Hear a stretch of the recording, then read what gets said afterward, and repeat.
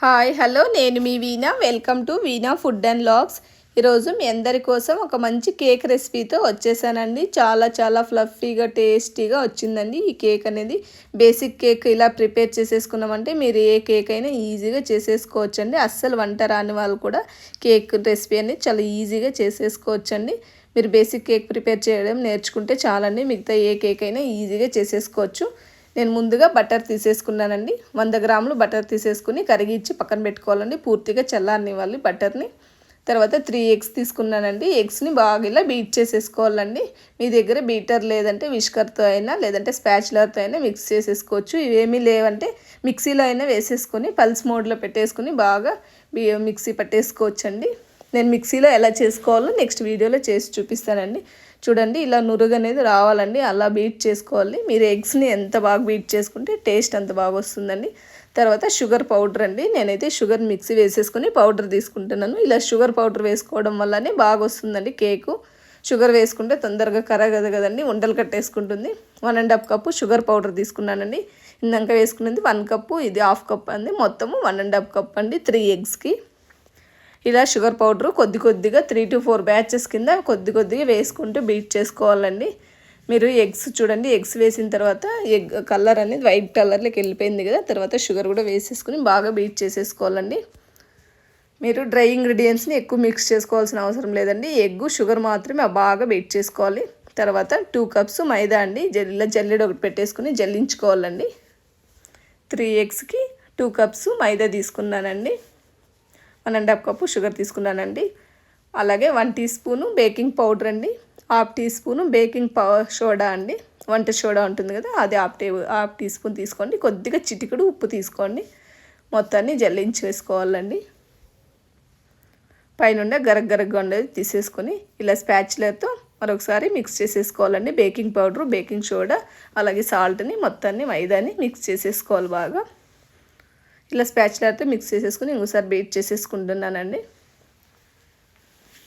ఇలా బాగా 2 minutes beat చేసుకున్న తర్వాత ఆయిల్ వేసుకున్నామండి. నేను ఆల్రెడీ బటర్ కరిగించి పెట్టుకున్నాను కదా, అందులోకి ఆయిల్ కూడా వేసేసుకోవాలండి. 3/4 కప్పు బటరు ఆయిల్ తీసుకోవాలండి. అది 3/4 కప్పు అండి మెజరింగ్ కప్తో మెజర్ చేస్తున్నాను. మీరు అన్ని కప్స్ ఒకేలాగా ఉన్నాయి అనుకోకండి, అది 3/4 కప్పు ఉన్న కప్ అండి. అలాగే పాలండి. మనం ఏ కప్పుతో ఆయిల్ తీసుకున్నానో అదే కప్పుతో పాలు తీసుకోవాలండి. 3/4 కప్పు పాలు అయితే సరిపోతుందండి. కొద్దిగా వేసుకోవాలండి పాలు కూడా. తర్వాత వెనిలా ఎసెన్స్ అండి. 1 టీ స్పూన్ వెనిలా ఎసెన్స్ వేసుకోండి. మీరు ఎగ్గుతో వేసుకున్నారంటే వెనిలా ఎసెన్స్ అనేది కొద్దిగా ఎక్కువ పడుతుందండి. తర్వాత బటర్ పేపర్ని కట్ చేసేసుకోవాలండి. మీరు ఈ కేక్ ప్రిపేర్ చేసుకునే బ్యాటర్కి ముందే బటర్ పేపర్ కట్ చేసుకొని పెట్టుకోవాలండి. ఇలా ఫోల్డ్ చేసేసుకొని కట్ చేసుకోవాలండి. కొద్దిగా ఎక్స్ట్రా అయినా కట్ చేసుకోండి, సైడ్స్లో అతుక్కోకుండా ఉంటుంది. ఇలా టిన్కి సరిపోయేంత కట్ చేసేసుకొని కొద్దిగా ఆయిల్ అప్లై చేసేసుకొని వేసేసుకోవచ్చండి. మీ దగ్గర ఇన్ కేస్ బటర్ పేపర్ లేదంటే టిన్కి కొద్దిగా ఇలా ఆయిల్ అప్లై చేసేసుకొని మైదా పిండిని కొద్దిగా చెల్లేసుకోవాలండి. ఇలా చెల్లేసుకున్నారంటే అలా చెల్లేసుకొని ఇలా చేసేసుకోవాలండి. నేనైతే బటర్ పేపర్ ఉంది కాబట్టి బటర్ పేపర్ యాడ్ చేసుకుంటున్నాను. ఇప్పుడు బ్యాటర్ని వేసేసుకుందామండి. బ్యాటర్ కలిపిన తర్వాత ఎక్కువసేపు పెట్టుకోకూడదండి, వెంటనే చేసేసేయాలి. ఈ ప్రాసెస్ అంతా చూడండి, రిబ్బన్ కన్సిస్టెన్సీ అనేది వచ్చింది పిండి. ఇలా ఉండాలని, మరి పలుచగా ఉండకూడదు, అలా తిక్కుగా కూడా ఉండకూడదండి. నేను 2 టిన్నుల్లోకి తీసుకుంటున్నానండి. నేను కొద్దిగా పిండి ఎక్కువే పట్టింది. ఇలా ఒక టూత్పిక్ తీసుకొని మొత్తాన్ని ఇలా స్ప్రెడ్ చేసేసి 2-3 సార్లు ట్యాప్ చేసేసుకోవాలండి. ఇలా ట్యాప్ చేయడం వల్ల ఎయిర్ బబుల్స్ అనేవి పోతాయండి. ఎయిర్ బబుల్స్ ఉండడం వల్ల కేక్ అనేది లోపల సరిగ్గా బేక్ కాదండి. ఇలా ట్యాప్ చేసుకోవడం వల్ల బుడగలు అనేది వెళ్ళిపోతాయండి. నేను ప్రీ హీట్ చేసుకున్నానండి ఆల్రెడీ 10 మినిట్స్. ఒక పెద్ద పాత్ర తీసేసుకొని ఇసుక వేసుకొని నేను ఆల్రెడీ 10 మినిట్స్ ప్రీ హీట్ చేసుకున్నానండి. ప్రీ హీట్ చేసుకున్న తర్వాత మనకు 35 to 40 మినిట్స్ పడుతుందండి బేక్ కావడానికి. ఇలా ఒక ప్లేట్ పెట్టేసుకుని పైన ఒక బరువు పెట్టేసుకోండి, గాలి అనేది బయట రాకుండా ఉంటుంది.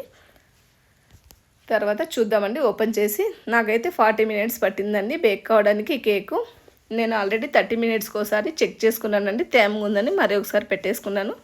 చూడండి 40 మినిట్స్కి బాగా బేక్ అయిపోయింది. మీరు తీసుకున్న ఎక్కువ క్వాంటిటీ అయితే కొద్దిగా టైం అనేది ఎక్కువ తీసుకుంటుందండి, తక్కువగా అంటే తొందరగా అవుతుంది. పూర్తిగా చల్లారిన తర్వాత డిమాల్ట్ చేసుకోవాలండి. చూడండి ఒక 10 మినిట్స్ పక్కన పెట్టేసి పూర్తిగా కేక్ అనేది చల్లారిన తర్వాతే తీసేసుకోవాలి. అడుగునున్న బటర్ పేపర్ కూడా రిమూవ్ చేసేసుకుందామండి.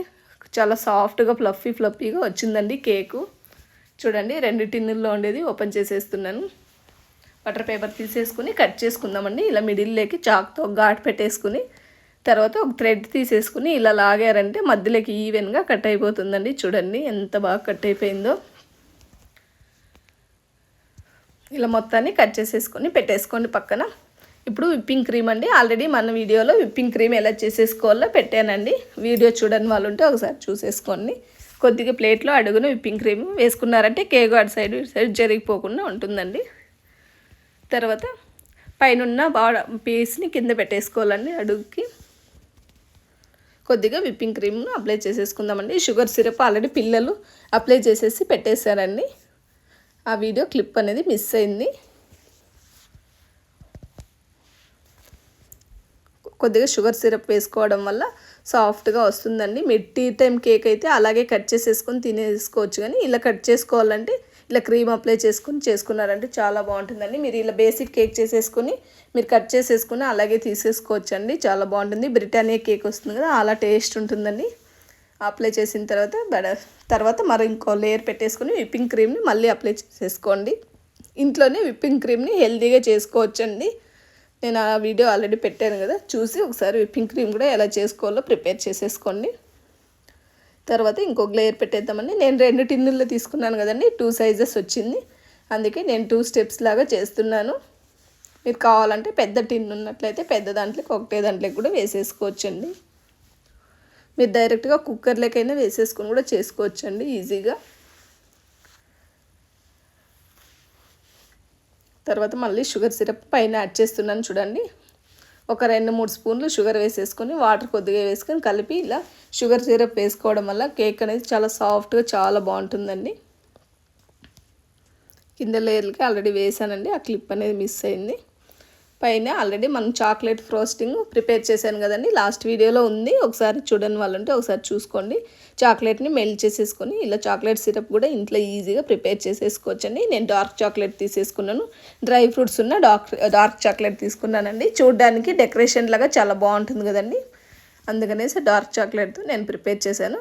మీ దగ్గర 5 స్టార్ చాక్లెట్స్ అలాంటివి ఉంటే కూడా కరిగిచ్చేసుకొని ఈజీగా ఇలా చేసేసుకోవచ్చండి. మన ఇంట్లోనే మన చేతులతో ఎంత బాగా చూడండి, అసలు పెద్దగా శ్రమ పడవలసిన అవసరం లేదండి. ఫైనల్గా చెర్రీస్ ఉంటే చెర్రీస్తో ఇలా డెకరేషన్ చేసుకోవచ్చండి. మీ దగ్గర చెర్రీస్ లేదంటే డ్రై ఫ్రూట్స్ ఉంటే డ్రై ఫ్రూట్స్తో కూడా చేసుకోవచ్చండి. లేదంటే మీ దగ్గర విప్పింగ్ క్రీమ్ కొద్దిగా మిగిలించుకున్నారంటే పైన అనేది మనం నేమ్స్ కూడా రాసుకోవచ్చండి. హ్యాపీ బర్త్డే కానీ ఫెస్టివల్స్ ఉంటే ఫెస్టివల్స్ కానీ పేర్లు అనేది మెన్షన్ చేసుకోవచ్చండి. ఇలా చాక్లెట్ క్రీమ్ వేసుకుని పైన వైట్ క్రీమ్తో పేర్లు రాసుకుంటే చాలా లుక్ అనేది ఉంటుందండి. మన అకేషన్ బట్టి నేమ్స్ కూడా యాడ్ చేసేసుకోవచ్చు. నేను సింపుల్గా చెర్రీస్ యాడ్ చేసేసుకున్నాను. చూడండి ఎంత కలర్ఫుల్గా చాక్లెట్ క్రీమ్ పైన అనేది చాక్లెట్ లోపల అనేది వైట్గా చాలా చాలా బాగుంటుందండి. నేను వైట్ క్రీమ్ అప్లై చేశాను కదా, పైన అనేది చాక్లెట్ క్రీమ్ అప్లై చేశాను. ఒకే కేక్లో 2 ఫ్లేవర్స్ అండి. అసలు చాలా చాలా బాగుంటుందండి. పిల్లలు కూడా హ్యాపీగా తినేస్తారు ఇలా చేసి పెడితే. మీకు నచ్చితే ఒక లైక్ చేయండి. Thank you for watching.